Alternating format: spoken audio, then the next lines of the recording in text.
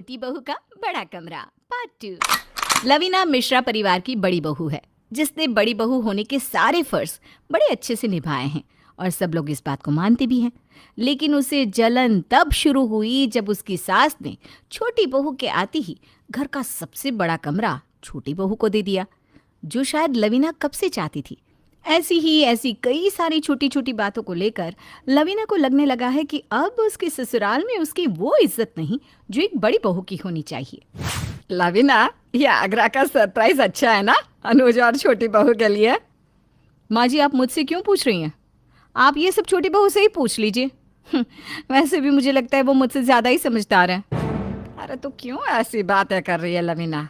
तुझे अच्छा नहीं लगा क्या कि मैंने दोनों को आगरा घूमने भेजा है? नहीं माँ जी, मैं कौन होती हूँ आपके ऊपर नाराज़ होने वाली?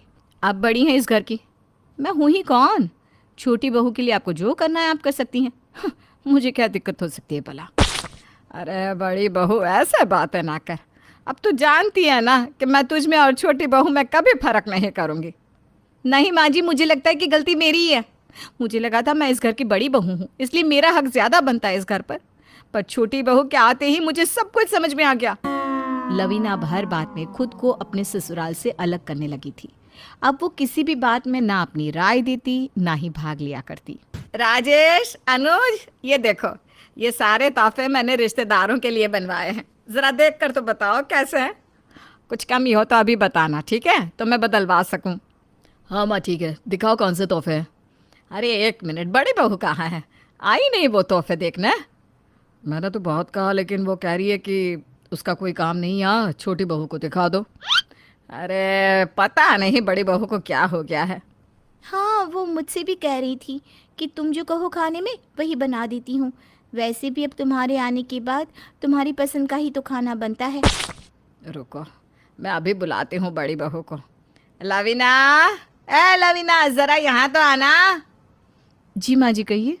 आजा, यहाँ बैठ और देख ये तोहफे सही है या नहीं रिश्तेदारों को देने के लिए।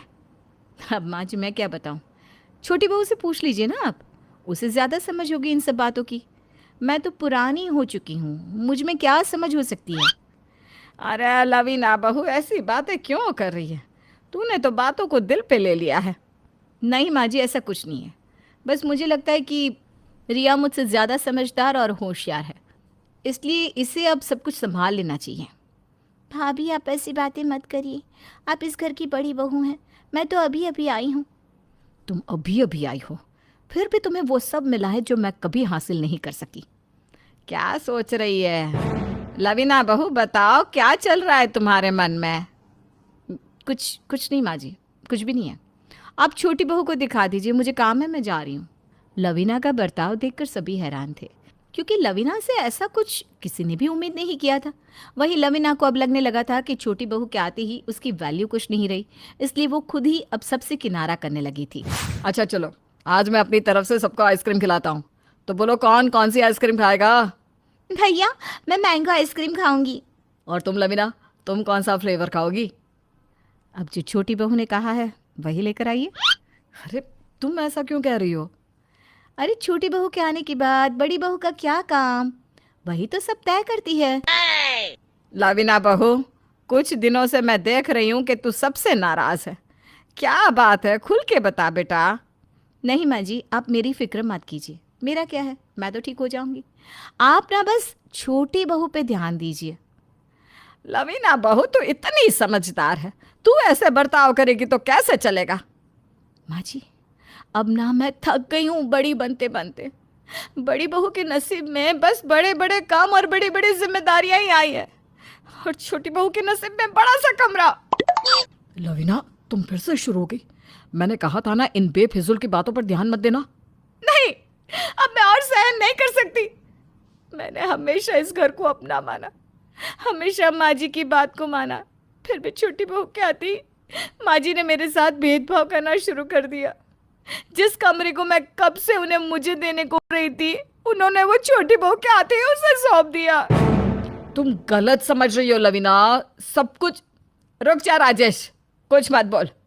लवीना को जिन जिन बातों का बुरा लगा है उसे कहने दे।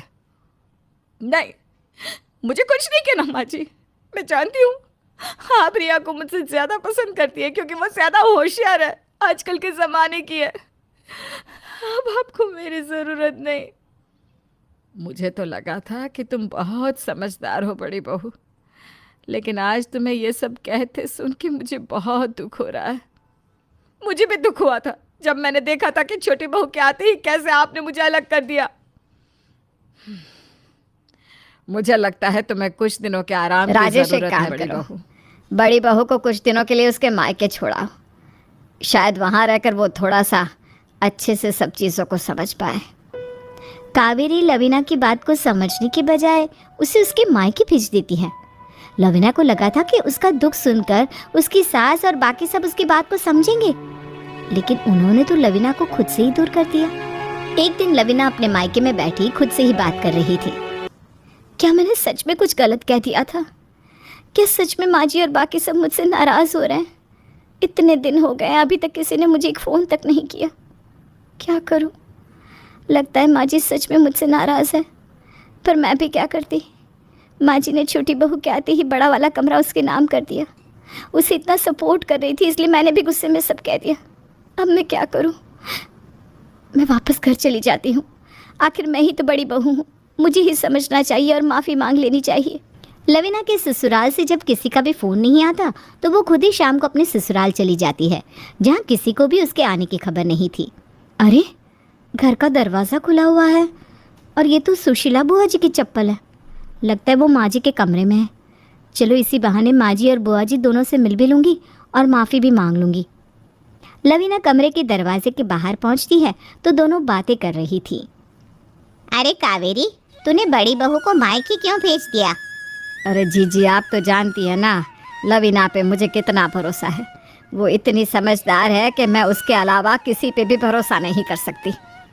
फिर तूने बड़ा वाला कमरा छोटी बहू को क्यों दे दिया?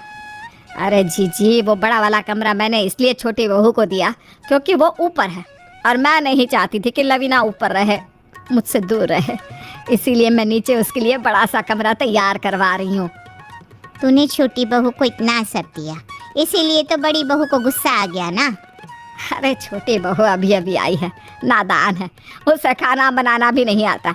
मेरी लवीना तो बहुत होशियार है पहले से ही, इसीलिए मुझे कभी उसे कुछ कहने की ज़रूरत ही नहीं पड़ी। मैं छोटी बहू को इसलिए बचा रही थी क्योंकि वो लवीना जितनी होशियार नहीं, अच्छी है कामों में, और बड़ी बहू तो हर काम में अव्वल है। पर शायद इस बार उसने मुझे गलत समझ लिया। तो तू ही समझा देती, तूने तो उसे मायके भेज दिया। अरे मायके नहीं भेजती तो उसके लिए कमरा कैसे बनवाती? पर मुझे पता है वो ज़्यादा दिन गुस्सा नहीं रह सकती। अरे जानती हूँ ना उसे, बहुत समझदार है। देखना कल या परसों खुद ही आ जाएगी। कावेरी की बातें सुनकर दरवाजे के बाहर खड़ी लवीना रोने लगी और भागकर अंदर आ गई। माँ जी, मुझे माफ कर दीजिए। देखा जीजी, मैंने नहीं कहा था आ जाएगी मेरी लवीना।